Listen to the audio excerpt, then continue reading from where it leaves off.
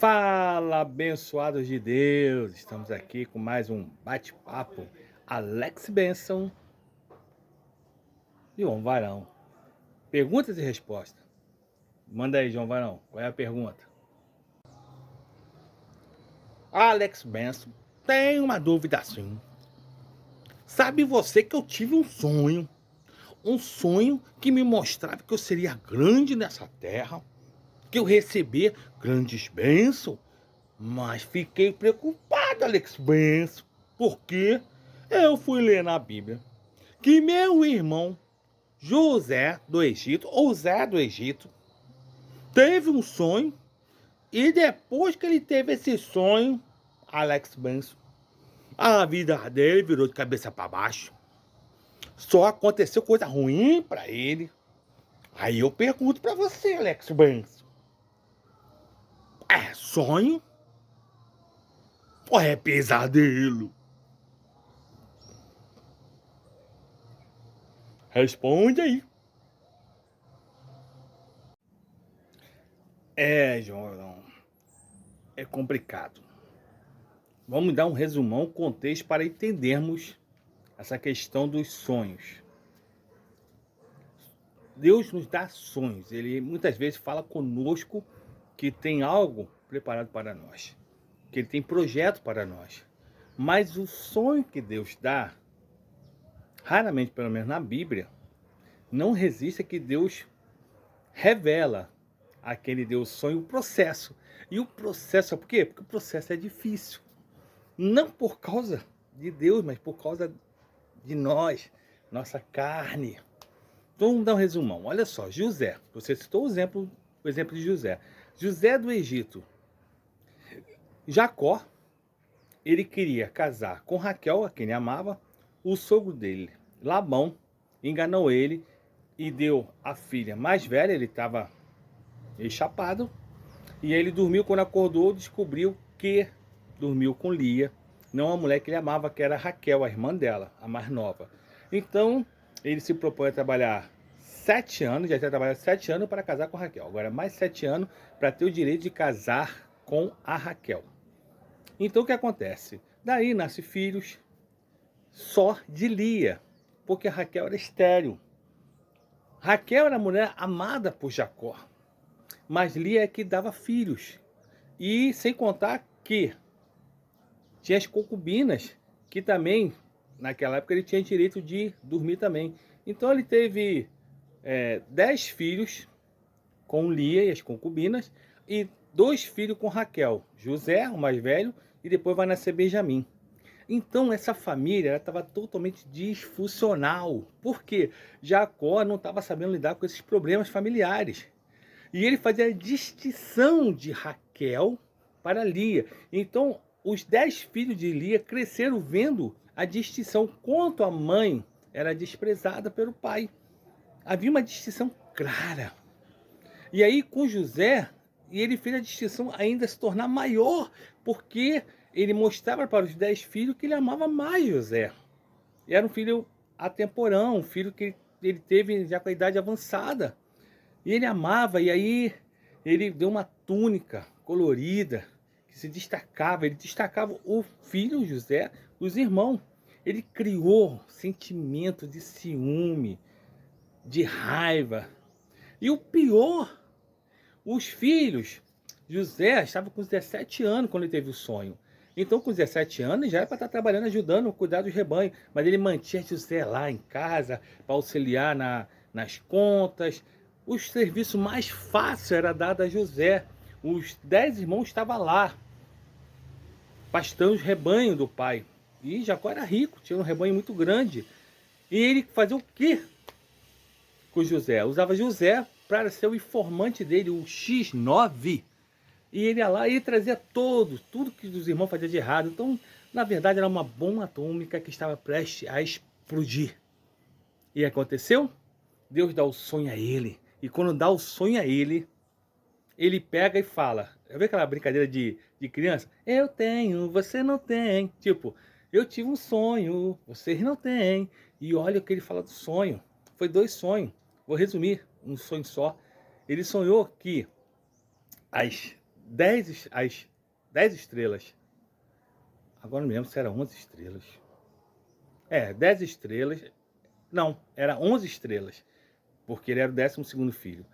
As 11 estrelas se prostravam perante ele. Mas no segundo sonho, agora o sol e a lua, que era o pai e a mãe, se prostravam perante ele.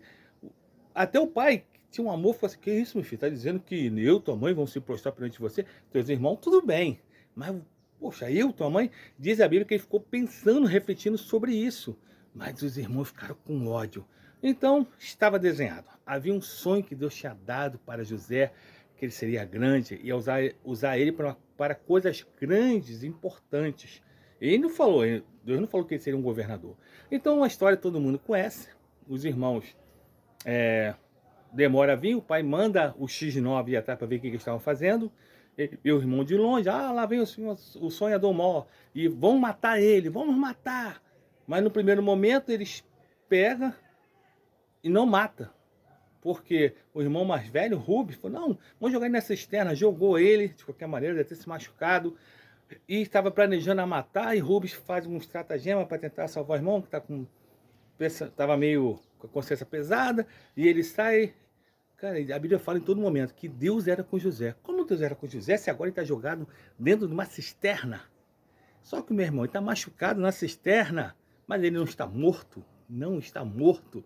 Deus era com ele. Aí Deus permite os irmãos ter um pensamento, uma ideia. Veio uma caravana medianita, vamos vender ele para o escravo, vamos vender ele como escravo e ganhar um dinheirinho em cima dele, e vende ele como escravo. E Deus era com ele. Vai parar na casa de Potifar. Aparentemente, ele já muda ali a estratégia, que ele aprende a ser humilde, que ele começou como serviçal, escravo, limpando, mas é um detalhe, tudo que ele fazia bem. Limpava o chão como ninguém, o banheiro como ninguém. Isso foi se destacando porque nenhum escravo trabalhava com todo esse amor pelas coisas do seu senhor, porque ele era escravo. Geralmente o escravo tem ódio de estar como escravo. Mas José lembrava do sonho, não estava entendendo nada, estava tudo confuso na mente dele, mas ele servindo o Senhor. E aí diz assim que Deus era com ele, e ele foi prosperando na casa, mas tinha uma doida, uma maluca, uma taradinha lá que desejou José, e seduzindo José. Olha a diferença. José era o X9 da família do pai, mas ali ele não falou nada. Ele podia ter falado para o patrão: patrão, está acontecendo isso e isso. Finge que o senhor vai sair, se esconde aqui, para o senhor ver o que ela está fazendo, porque ela tenta me agarrar a todo momento, me seduzir. Ele não fez isso. Deus já estava tratando o X9. Ele se calou e pagou um preço. Foi acusado, vai para a prisão. Na prisão, meu irmão, ele falou assim: pronto. Como é que Deus é comigo? Imagina, Deus é comigo e agora eu estou aqui na prisão. Só que todo esse caminho, Deus retirou de uma família disfuncional. Não teria como o sonho de Deus se cumprir naquela família.